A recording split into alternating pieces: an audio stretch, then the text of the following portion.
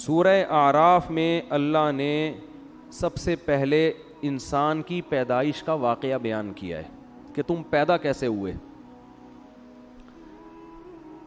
اس کو بھی آج کل جو یونیورسٹیوں میں پڑھے لکھے لوگ ہیں نا, یہ آدم علیہ السلام کی مٹی سے پیدائش, پھر اللہ نے حکم دیا فرشتوں کو کہ سجدہ کرو, ان تمام چیزوں کا انکار کرتے ہیں, کہتے ہیں یہ سائنس سے ثابت نہیں ہے. یہ دنیا کی سب سے بڑی بے وقوفی ہے کہ جو چیز سائنس کی فیلڈ نہیں ہے وہ بھی کس کے پہ ڈالی جائے, سائنس سے. ایک ایسے ہی آج مجھ سے کوئی پوچھ رہا تھا, مفتی صاحب یہ کرونا کی ویکسین کے بارے میں اسلام کیا کہتا ہے. میں نے کہا یہ ایسا ہی ہو گیا جیسے آپ سے کوئی پوچھے بخار میں پیناڈول کھانی چاہیے یا نہیں کھانی چاہیے, اسلام اس بارے میں کیا کہتا ہے. او بھائی یہ اسلام کی فیلڈ بولو. ہاں یہ ہوگی کہ حرام اجزاء ہیں تو حرام ہے, حلال اجزاء ہیں تو پھر کھانی چاہیے کہ نہیں, یہ اسلام نہیں کہے گا. یہ کون کہے گا, یہ ڈاکٹر صاحب کہیں گے. اسلام بھی یہی کہتے ہیں کہ ڈاکٹر سے پوچھو. تو ویکسین یہ مفتیوں کی فیلڈ نہیں ہے. ہاں ویکسین میں کوئی حرام عنصر شامل ہو تو مفتیوں کی فیلڈ ہے, لیکن حرام عنصر اگر نہیں ہے تو پھر کورونا کی ویکسین لگانی چاہیے یا نہیں لگانی چاہیے, یہ مفتیوں کی فیلڈ نہیں ہے, یہ کس کی فیلڈ ہے, ڈاکٹروں کی. اور اس میں جو اجزاء ہیں وہ حلال ہیں یا حرام, یہ ڈاکٹروں کی فیلڈ نہیں ہے, یہ کس کی فیلڈ ہے. ڈاکٹر تو یہ بتائیں گے یہ اجزاء ہیں, اب ان اجزاء پہ حلال کا فتویٰ لگانا ہے یا حرام کا, یہ کس کی فیلڈ ہے, مفتیوں کی. تو ہر چیز سائنس کی فیلڈ نہیں ہوتی. یہ فلاں سن میں یہ واقعہ ہوا تھا یا نہیں ہوا تھا, یہ سائنس کی فیلڈ نہیں ہے, یہ تاریخ دانوں کی فیلڈ ہے. کربلا میں حضرت حسین کا قتل ہوا تھا کہ نہیں ہوا تھا, یہ نیوٹن اور ڈاروین تھوڑی بتائے گا آپ کو, یہ تو مورخین بتائیں گے نا. بہت مشکل ہے. کیا ہو گیا یار, تو ایسے بیٹھے ہوئے ہیں جیسے ابھی بھی روزہ رکھا ہوا ہو رات کے ٹائم پہ. یہ تو مورخین تاریخ دان بتائیں گے. اب جب آدم علیہ السلام پیدا ہو رہے تھے تو کوئی تاریخ دان موجود تھا ہیں کہ کیسے پیدا ہوئے, پھر کیا کیا واقعات ہوئے, ظاہر ہے نہیں تھا. تو اس لیے یہ ڈائریکٹ کون بتاتا ہے, اللہ بتاتا ہے, کیونکہ وہ تو پہلے شخص ہے نا دنیا میں, تو اللہ بتاتا ہے. تو اس لیے اس میں یہ کہنا کہ سائنس میں تو کہیں نہیں لکھا ہوا, تو یہ پاگلوں اور بیوقوفوں والی باتیں ہیں. تو اللہ نے آدم علیہ السلام کا واقعہ بیان کیا کہ وَإِذْ قُلْنَا لِلْمَلَائِكَةِ وَلَقَدْ خَلَقْنَاكُمْ, ہم نے تمہیں پیدا کیا, اور کیسے, مٹی سے, آدم کو. پھر ہم نے فرشتوں کو حکم دیا کہ آدم کو سجدہ کرو. یہ ہمیں دنیا میں جب لایا جا رہا ہے تو ہمیں پروٹوکول دیا جا رہا ہے. اور جو آدم کو نہیں مانتے, جو کہتے ہیں بندر سے انسان بنائے, انہوں نے انسان کو پروٹوکول بولو نہیں دیا. انہوں نے تو انسان کی ایک اتفاقی حادثے کا نتیجہ ہے وہ, تو پھر انسان کی قابل عزت تھوڑی ہوا. ہمیں بتایا جا رہا ہے کہ انسان جب دنیا میں آیا بڑے اہتمام کے ساتھ آیا تھا, وہ ایسے ہی نہیں آ گیا. ساری مخلوق نے اس کو, آدم کو سجدہ کیا. شیطان اڑ گیا. اللہ نے کہا کہ تو نے سجدہ کیوں نہیں کیا. قال انا خیر منہ, میں اس سے بہتر ہوں. خلقتنی من نار, تو نے مجھے آگ سے بنایا اور اسے مٹی سے بنایا. آگ مٹی کو سجدہ نہیں کر سکتی. قرآن کہتا ہے ہم نے کہا فاہبط منہا, دفع ہو جا یہاں سے, نکل جا یہاں سے, تجھے اس کی اجازت نہیں ہے کہ میرے حکم کے سامنے تو تکبر کر. انک من الصاغرین, آج سے تو میری نظر سے گر گیا ہے. بجائے توبہ کرنے کے شیطان نے کہا انظرنی الی یوم یبعثون, اے اللہ مجھے قیامت تک کے لیے زندگی دے دے. اللہ نے فرمایا انک من المنظرین, میں تجھے قیامت سے پہلے موت نہیں دوں گا, کر لے جو کرنا ہے. قال فبما اغویتنی, اے اللہ اس آدم کی وجہ سے تو نے مجھے گمراہ کیا ہے. لأقعدن لهم صراطک المستقیم, جب بھی یہ آدم سیدھے راستے پہ چلے گا میں اس راستے کے سامنے آ کر بیٹھ جاؤں گا, نہیں چلنے دوں گا. یہ جیلسی, حسد, اس کی وجہ سے ہوا, اس کی وجہ سے حسد میں آ گیا.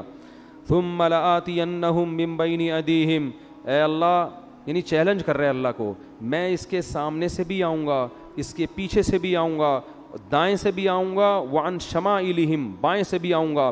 ولا تجد اکثرہم شاکرین, اے اللہ ان میں سے اکثر کو تو دیکھے گا کہ وہ تیرے شکر گزار نہیں بنیں گے.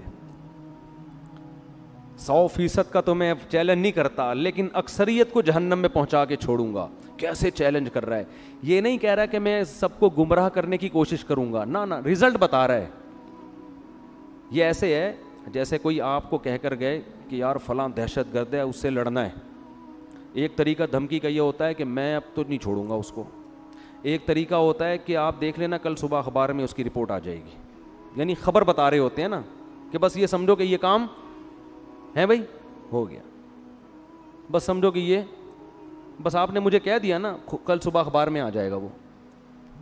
یہ طریقہ ہوتا ہے بڑی دھمکی کا. تو شیطان یہ نہیں کہہ رہا کہ میں سب کو گمراہ کروں گا, شیطان کہہ رہے اللہ میں خبر پیش کر رہا ہوں, لا تجد اکثرہم شاکرین, اکثر لوگوں کو تو دیکھے گا کہ وہ شکر گزار نہیں ہے. اور قرآن کہتا ہے وَلَقَدْ صَدَّقَ عَلَيْهِمْ إِبْلِيسُ ظَنَّهُ, شیطان نے جو دعویٰ کیا تھا نا اس دعوے میں شیطان نے اپنے آپ کو سچا پایا. اکثریت کو شیطان جہنم کا ایندھن بنا چکا ہے. جب شیطان نے یہ کام کیا اللہ نے کہا اخرج منہا مذءوما مدحورا, نکل جا یہاں سے ذلیل ہو کر اور دھتکارا ہوا ہو کر, یعنی بجائے توبہ کرنے کے اور چیلنج پہ چیلنج کر رہا ہے. اور پھر اللہ نے فرمایا لمن تبعک منہم, ٹھیک ہے میں نے تجھے لوگوں میں چھوڑ دیا تو ان کو گمراہ کر, لیکن میں تجھے بتاؤں کہ جو تجھے فالو کریں گے لَأَمْلَأَنَّ جَهَنَّمَ مِنْكُمْ أَجْمَعِينَ, تجھ سمیت ان لوگوں کو تیرے ساتھ جہنم میں ڈال کے جہنم کو میں بھر دوں گا. میں بھی جہنم بھرنے میں بخل سے کام نہیں لوں گا, لیکن میں یہ بات تیری لوگوں کو بتاؤں گا ضرور کہ وہ تمہارے پیچھے پڑا ہوا ہے. اس کے بعد اللہ نے آدم علیہ السلام سے, ادھر تو اللہ کا مکالمہ کس سے چل رہا ہے بھائی, شیطان سے, چل جا تجھے مہلت دی, پنجہ آزما تو جا کے. ادھر اللہ نے آدم علیہ السلام سے خطاب کیا وَيَا آدم, اور اے آدم اسکن انتا وزوجک الجنہ, تو اور تیری بیوی دونوں کہاں زندگی گزارو, جنت میں, جنت میں عیش و عشرت کرو.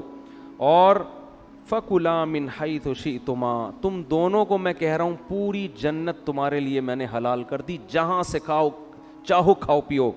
وَلَا تَقْرَبَا هَٰذِهِ الشَّجَرَةَ, یہ والا جو درخت ہے کھانا تو دور کی بات, اس کے قریب بھی مت جانا, اس کے قریب بھی مت جانا. فَتَكُونَا مِنَ الظَّالِمِينَ, دونوں ظالمین میں سے ہو جاؤ گے.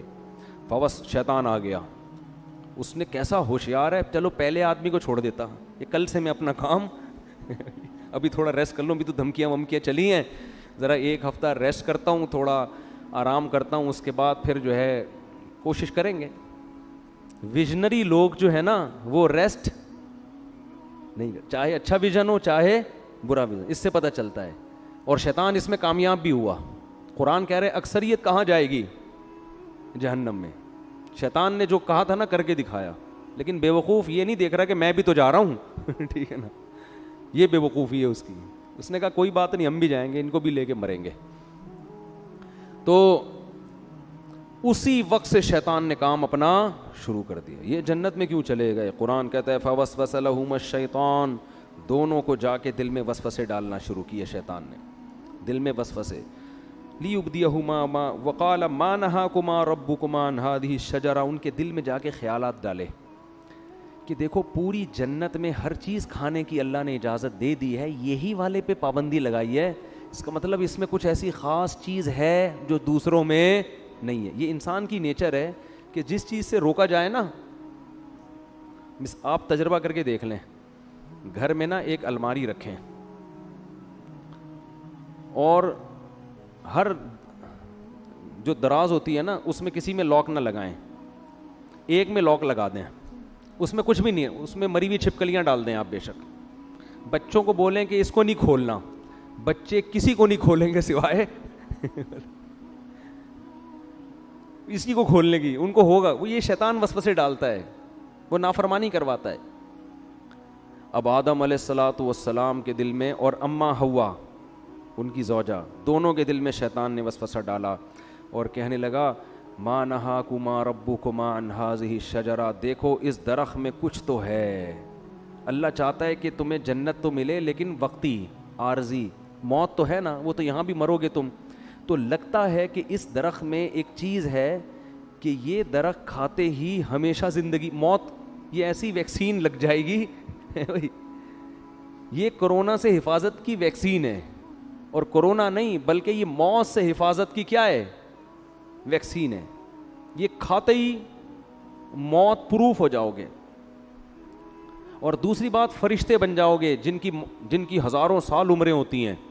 تو یہ چکر ہے. قرآن کہتا ہے ایسے دل میں بار بار بار بار. اب پیغمبر جو ہے نا ان کے بارے میں پوری امت کا اجماع ہے ان سے صریح نافرمانی نہیں ہوتی. البتہ یہ ضرور ہے کہ ان سے اجتہادی غلطی ہو جاتی ہے.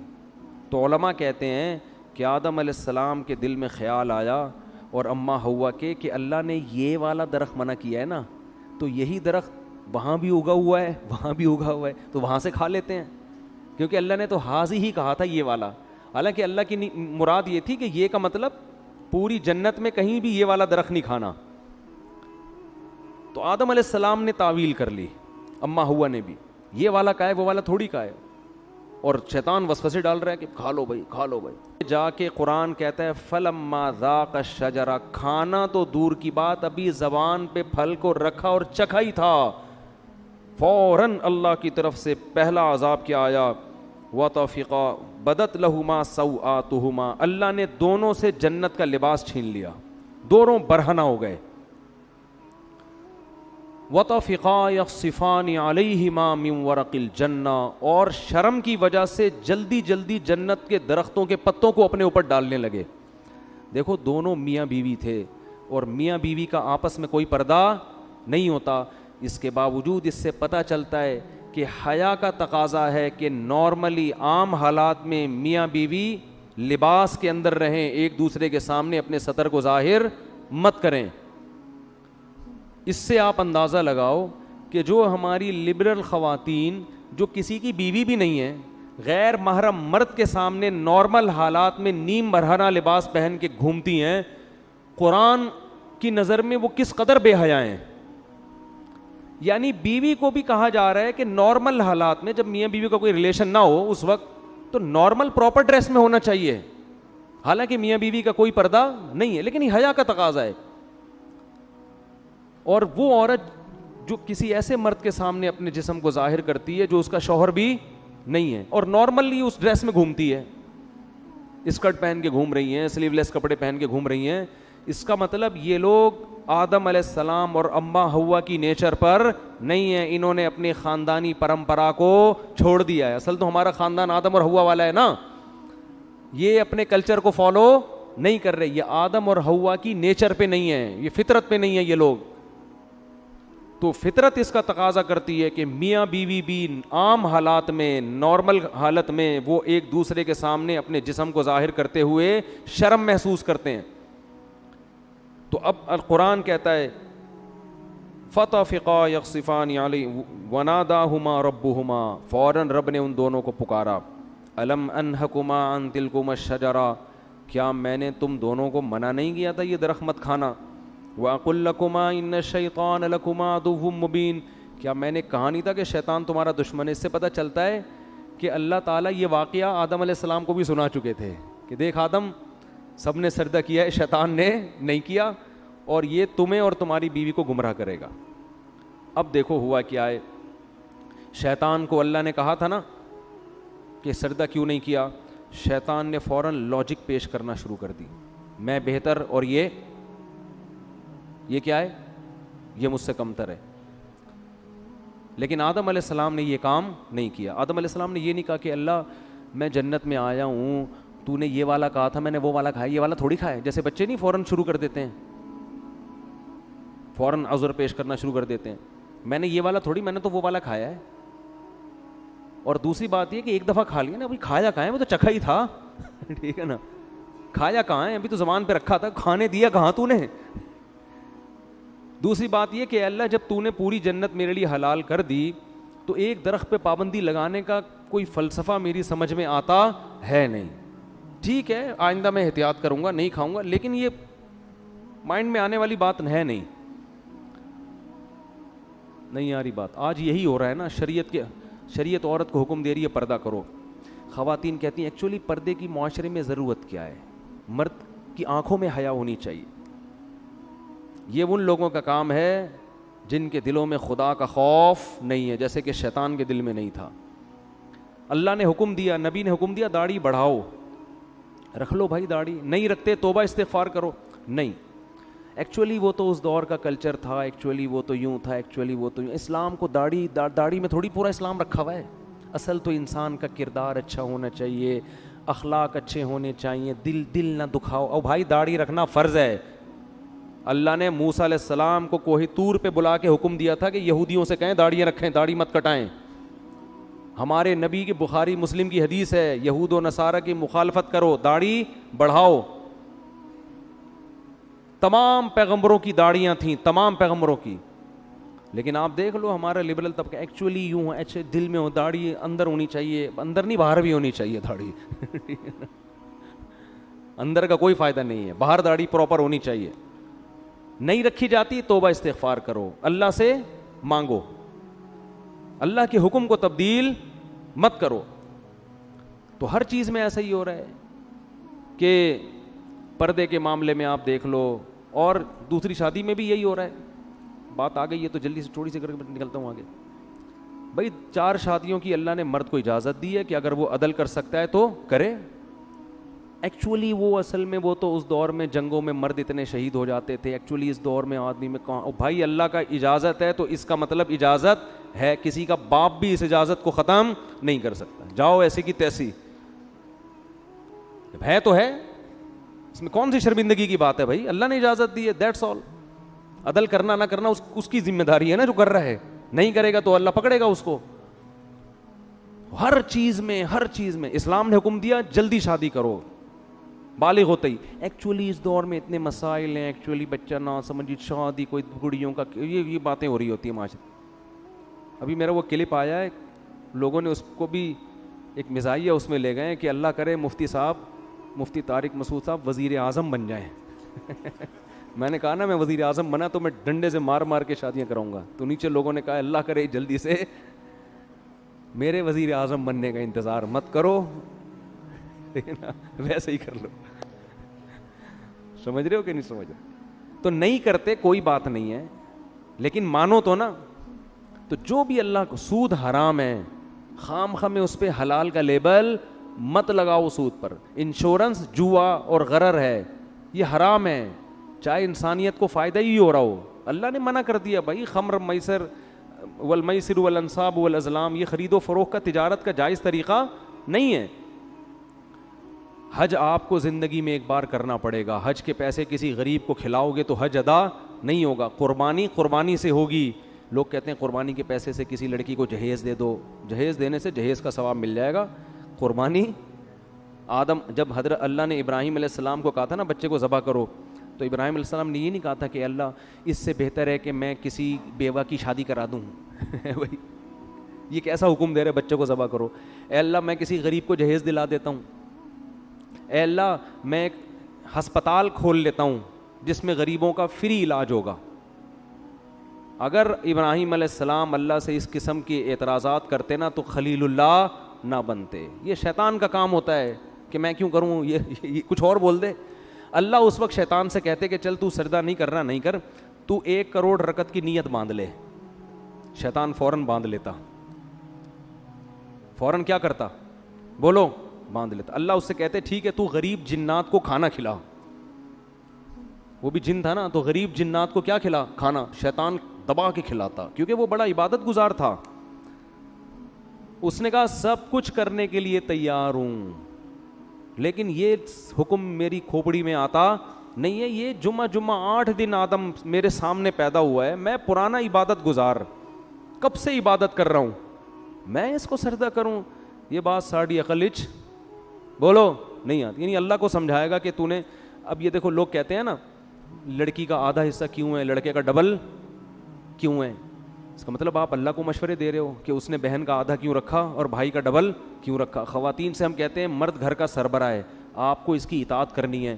خواتین کہتی ہیں کیوں, فوراً کہتی ہیں کیوں, یہ اس میں کیا ہے, یہ اس کو میں سربراہ مانوں, میں اس کی اطاعت کروں, یہ مجھ سے پوچھ کے گھر سے باہر جاتا ہے جو میں اس سے پوچھ کے جاؤں.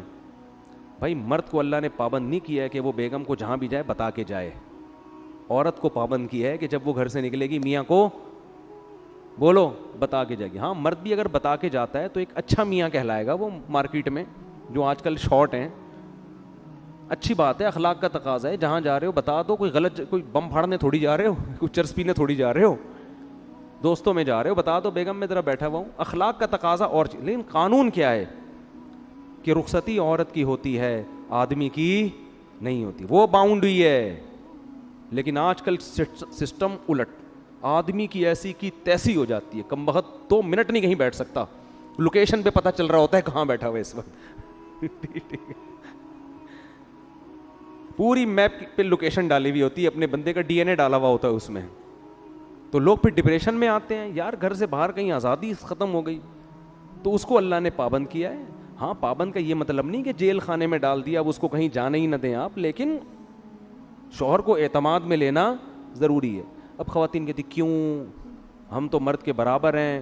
بھائی اللہ نے نہیں بنایا آپ کو, للرجال علیہن درجہ, اللہ کہتے ہیں میں نے مرد کو عورت پر ایک درجہ فضیلت دی ہے. تو عقل مند عورت کہے گی بھائی اللہ نے اس میرے میاں کو میرا سربراہ بنا دیا, اے اللہ میں تیرے حکم پہ راضی ہوں, اگرچہ مجھے کھوپڑی میں آتا نہیں ہے, لیکن میں اس کو سر کا تاج بناؤں گی, اس کی خدمت کروں گی, اس کو عزت دوں گی, اس کو احترام دوں گی. عقل مند عورت یہ کرے گی کس کو خوش کرنے کے لیے, اللہ کو, کہ بھائی یہ بھی مر جائے گا ایک دن تو مجھے اللہ اس پہ کیا دے گا, اجر, کہ تو نے اپنے شوہر کو راضی رکھا تھا. اور اللہ نے میاں کو پابند بنا دیا کہ سارا خرچہ کس کے ذمے ہے, تمہارے ذمے. اب میاں بیوی کو سمجھا رہا ہوتا ہے ایکچولی آج کل مہنگائی کا دور ہے, ایکچولی تم بھی جاب کرو, دیکھو گھر مل کے ایسے نہیں ہوتا, یہ ٹوپی ڈرامے ہیں بھائی.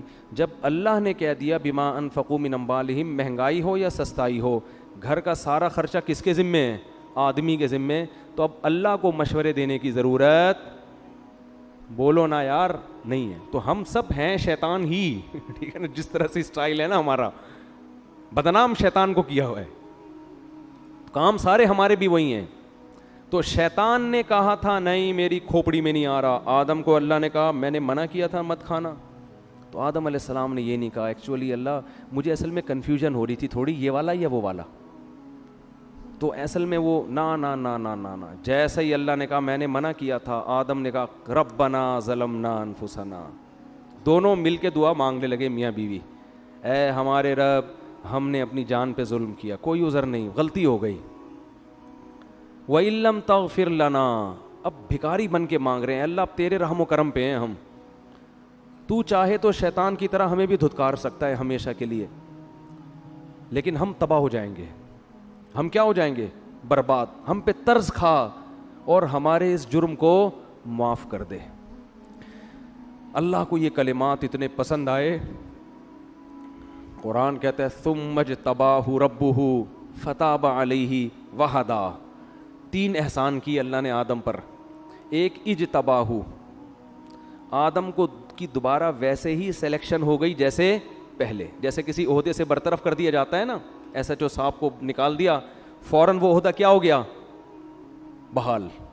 تو اللہ کی نظر میں آدم کا جو مقام تھا نا اس غلطی سے پہلے, اللہ کہتے ہیں اجتباہ, وہ مقام میں نے آدم کو دوبارہ دے دیا. ثم اجتباہ ربہ فتاب علیہ. نمبر 2, گناہ بھی معاف کر دیا, صرف دنیاوی لحاظ سے جو عہدہ ملا تھا وہ واپس نہیں ملا, بلکہ جو غلطی تھی وہ بھی معاف.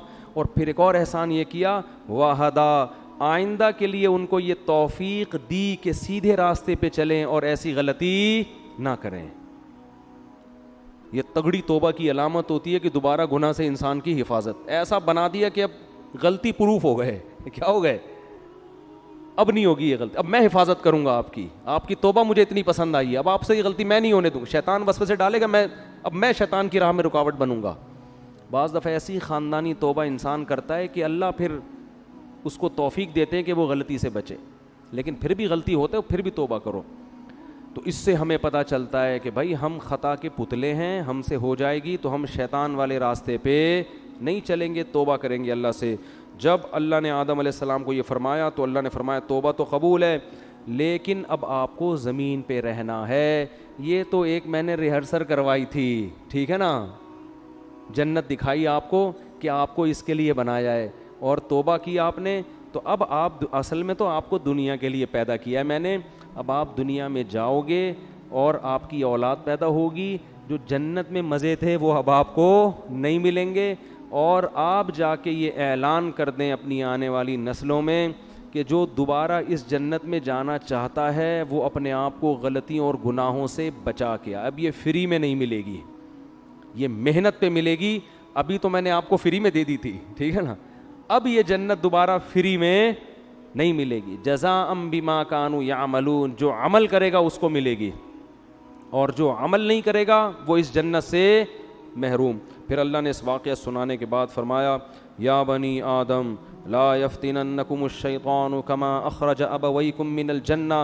اے بنی آدم, اے انسانوں, دیکھو شیطان تمہیں اسی طرح ورغلا کے جنت سے محروم نہ کر دے جیسے اس نے تمہارے باپ آدم اور حوا کو نکلوایا جنت سے.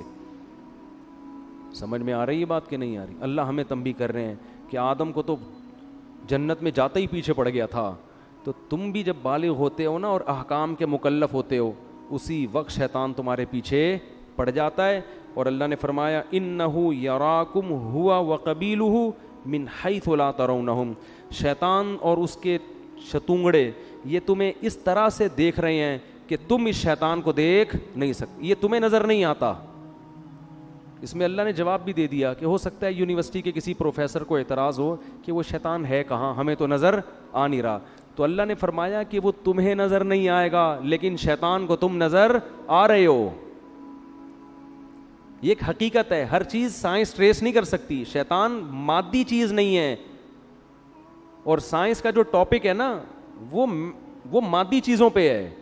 بہت سی اور اللہ نے ایسی مخلوق پیدا کی ہے جو ہمیں نظر نہیں آتی, وہ ہماری لیبارٹریوں میں ٹریس ہی نہیں ہو سکتی ہے.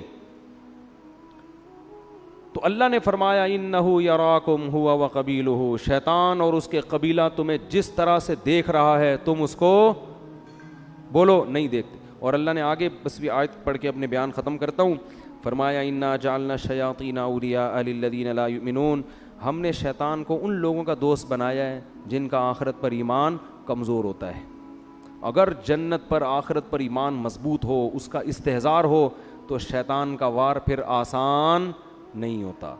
تو اس سے پتہ چلتا ہے کہ شیطان کے شر سے بچنے کے لیے یہ ضروری ہے کہ موت کا, قبر کا, آخرت کا استحضار کیا جائے, بار بار سوچا جائے کہ ایک دن آئے گا, ہمیں اللہ کے سامنے حساب دینا ہے. اور اسی سورہ اعراف میں اللہ نے فرمایا کہ جو لوگ آخرت کو بھول کے بیٹھے ہوئے ہیں نا, الیوم ننساہم کما نسوا لقاء یومہم ھذا, آج کے دن ہم ان کو ایسے ہی بھول جائیں گے جیسے یہ دنیا میں حساب کتاب کے دن کو بھول گئے تھے. پھینک دیں گے ہم ان کو آگ میں اور بھول جائیں گے ہم, کیونکہ انہوں نے دنیا میں حساب کتاب کو یہ بھول گئے تھے. تو اس سے پتہ چلتا ہے بھائی کہ ہمیں حساب و کتاب کے دن کو بار بار یاد رکھنا ہے. گھروں میں اس کا تذکرہ کیا کریں, دوستوں میں تذکرہ کیا کریں. بھائی ایک دن حساب و کتاب کا آنے والا ہے. پیغمبروں کو اللہ عدالت کے کٹہرے میں کھڑا کرے گا, ہم اور آپ کس کھیت کی مولی ہیں بھائی.